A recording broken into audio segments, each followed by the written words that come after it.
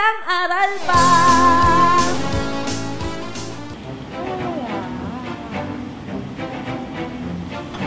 Lola Diva, andito na po kami. Naku, Apo, nandiyan ka na pala. Hindi kita napansin. Naku, pasensya na at masyado akong nawili kakapakinig ng mga awitin dito sa YouTube. Anyways, tuluyan na nga pumasok ang panahon ng tag-ulan. Pero, alam niyo ba mga Apo na ayon sa mga eksperto, makakaranas pa rin daw tayo sa ating bansa ng tagtuyot hanggang bago matapos ang taon na ito. Nako, ito raw ay dahil mararanasan natin pagtuyot na tinatawag na El Niño. Hindi yung naggagawa ng tinapay ha. Pagkatapos naman ito makakaranas naman daw tayo ng mga phenomenon. Yung tinatawag naman na La Niña.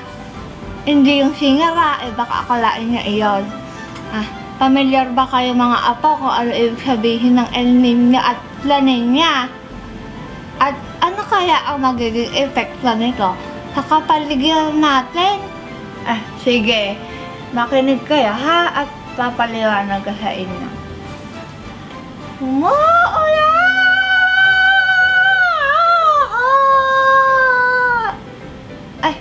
Pasensya na Apo, naka-away lang yung Lola Diva mo.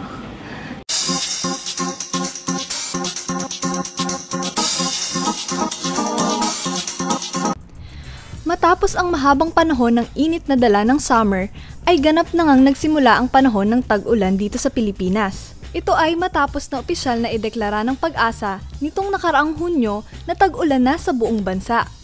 Kaya't asahan na natin ang malamig na panahon at madalas na mga pag-ulan. Ngunit alam nyo ba mga classmate na ang tag-araw ay iniuugnay ng ilang mga Pilipino sa El Niño? Pero ano nga ba ang El Niño? Paano ito nabubuo at ano ang epekto nito sa ating kapaligiran? Noong mga 1900s kasi sa Peru, yung mga fisherman, nagtataka sila kasi tuwing December, nakakahuli sila ng mas maraming anchovies o yung tinatawag natin dito na dilis. Nagkakaroon kasi ng warming na nun sa surface. So, ibig sabihin, yung mga isda, dahil hinahabol nila yung mga nutrients, umiibabaw sila sa dagat. So, nagtaka sila na tuwing December, marami silang huli. Tapos, dahil doon, noong mga around 1950s, napag-aralan ng mga scientifico na nagkakaroon pala ng unusual warming dito sa Pacific Ocean. So kapag sinabi nating El Niño, merong warming na nangyayari doon sa ibabaw ng dagat. Kapag sinabi naman natin na El Niño at mas na-associate natin to sa mas kakaunting pag-develop ng bagyo sa eastern portion ng Pilipinas o dun sa Pacific Ocean. Pero hindi natin maitatatwa na ito ay mas malalakas din kasi nagbabago nga yung hangin. Mas mahina naman yung trade winds kung saan ipinupush nito yung hangin papunta naman sa westward. So, mas umiinit naman yung parte ng Western Pacific kung ang reference natin ay sa Pilipinas. So, kung ang reference natin ay globally, so sa Eastern Pacific yun, mas umiinit sila. So, doon na nga mas nabubuo yung mga bagyo at sa atin, mas kakaunti ang nagiging bagyo natin. Pero alam nyo ba mga classmates, kung may El Niño, syempre, hindi mawawala ang La Niña.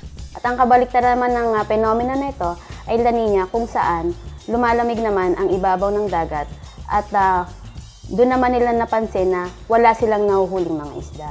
At pag sinabi naman natin La Niña, merong cooling o malamig na temperatura sa dagat. Kapag La Niña naman, ang mararanasan natin dito sa ating bansa, mas marami din naman ng mga pag-uulan. At meron din naman mga lugar kung saan nakakaranas din sila ng walang ulan. Ito naman ay sa ibang parte ng daigdig. Tapos, kung La Niña naman, mas malakas naman yung easterlies na papunta sa atin, nagdadala ng trade winds at yung mga warming dun sa ocean na pupunta sa eastern side ng Pilipinas kung saan mas madaming nabubuong bagyo. Dahil isa kasi yung factor para mabuo yung bagyo. Don't worry mga classmates, dahil alam nyo ba na ang La Niña at El Niño ay nagaganap lamang kada 2 hanggang 7 taon na pagitan. Maaaring magkasunod na mangyari ang mga fenomena na ito.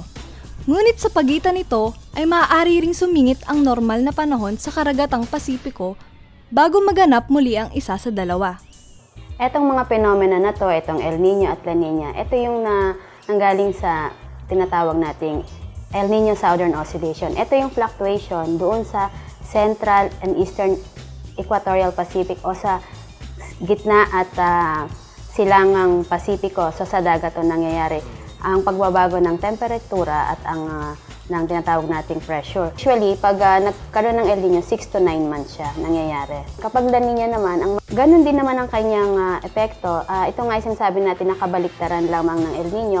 Yan, classmates! Malinaw na ba ngayon kung ano ang El Nino at La Nina? Gayon din ang pagkakapareho at pagkakaiba ng mga ito. Siguradong makakatulong ito at makakadagdag sa ating kaalaman kung paano natin uunawain ng tama ang mga pangyayaring nagaganap sa paligid natin. Hanggang sa susunod mga classmates, kung science ang pag-uusapan, astig kung may alam.